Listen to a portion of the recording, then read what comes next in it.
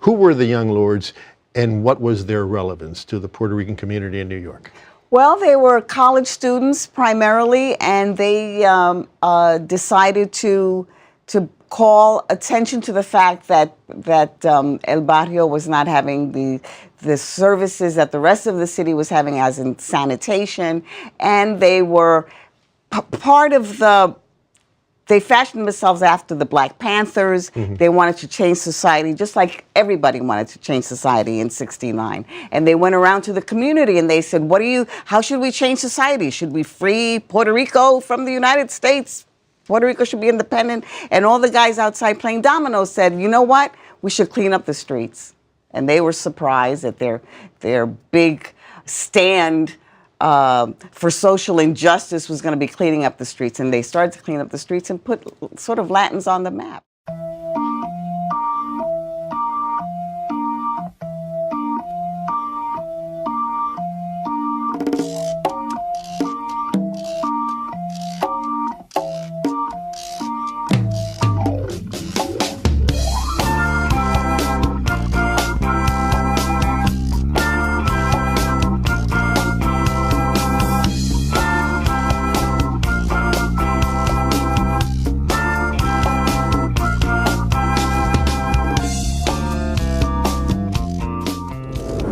The judges and the state's attorney have been working with the GIU and everyone else to try to suppress the Young Lords organization, who are trying to speak out. You know, we're a poor organization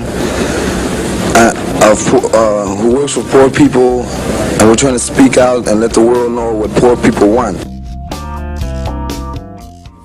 The reason why we haven't been able to open a daycare center is because the city has found ridiculous violations in the building, such as the floor is too low or the ceiling is too high. And what we're saying is that we're still fighting to open the daycare center, and what we're saying to the city is that I think that they should also look around in some of those apartments where the children will have to stay, you know, where they are getting lead poisoning. And they should find violations in those buildings and not where in a church where we are trying to take care of them. The Young Lords were a turf gang created up by young Puerto Ricans. They had then turned into a civil rights movement officially on September 23, 1968. They protested and made riots due to the unfair treatment they were given. The police were abusing them and the landlords were evicting their families. Some people saw them as a gang promoting violence, but in reality, they were speaking up for the Puerto Rican community. What they wanted were basic human rights and equality. It actually started in Chicago as a street gang that got politicized. There were a lot of turf gangs in Chicago, just like in any large city like LA, San Diego. Lords in particular were a group of primarily, though not exclusively, Puerto Rican youth that were very active in many places from the Midwest, from Chicago out to New Jersey, New York, even chapters out into Florida. Chacha Jimenez, the leader of this gang, decided to do something with this organization other than just fighting for turf. They were facing a lot of really disturbing things happening in the neighborhoods that Puerto Ricans were segregated into. You have to realize that Chicago was and still is one of the most racially segregated cities in the United States. And it was also back then an extremely corrupt city. Some would say that it still is.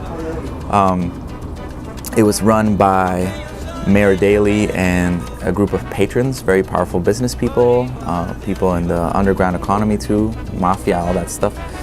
They were dealing with issues of police brutality. You had a very corrupt and very abusive police force that has been, there's documented cases of the Chicago PD at that time of assassinations, of torturing, people arrested.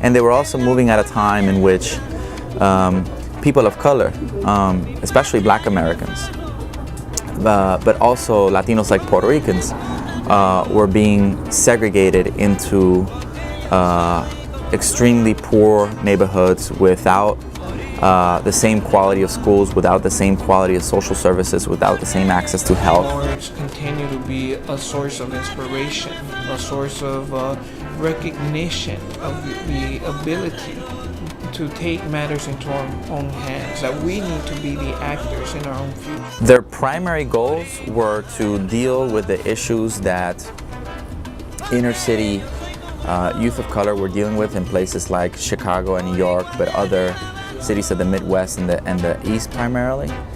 Of course, they were doing this in conjunction with other similar organizations like the Black Panther Party, who were the ones that actually inspired them to do things that way. To this day, Puerto Ricans, and this is really hard for other Latinos to understand, Puerto Ricans to this day are one of the poorest ethnic groups in the United States. At statistics about what communities are living in poverty, it's not a coincidence that it happens to be a lot of Latino populations that are still living under the poverty line and working extremely hard and not able to advance in the same way that other groups are. In that context, imagine yourselves growing up in a neighborhood like that without any role models, without any sense that there's a way out of that. Young Lords in particular help make Puerto Ricans recognize that there is no reason to have shame, that we need to be proud in being Puerto Rican.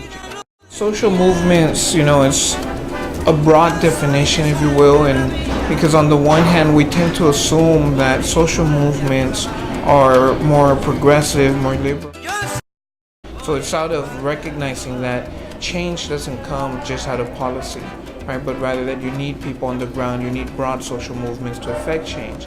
Now these guys, a lot of the leaders that you talk about, you don't mention their names, but I could tell who they were by your descriptions, ended up being very well-known journalists in New York and in the country. Yeah. You got Felipe Luciano, Pablo Guzman, Juan Gonzalez, and their lawyer, Geraldo Rivera. Right. Why did all these guys become journalists and TV personalities? I think because they always wanted to expose things. And I think that it's interesting that they've continued the work that they started when they were young men and started the Young Lords. The thing that existed before the Young Lords became a political organization, you have to think of kids that were organizing in part to achieve some of the things that the Young Lords set out to do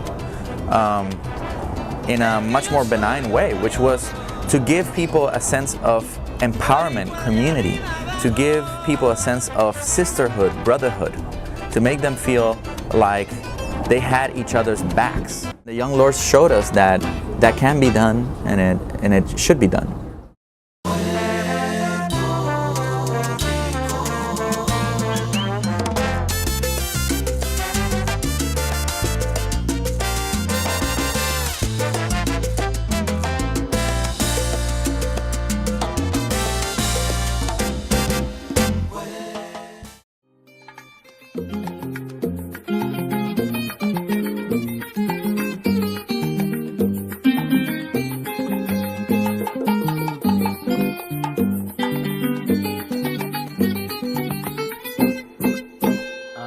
La vida no es igual.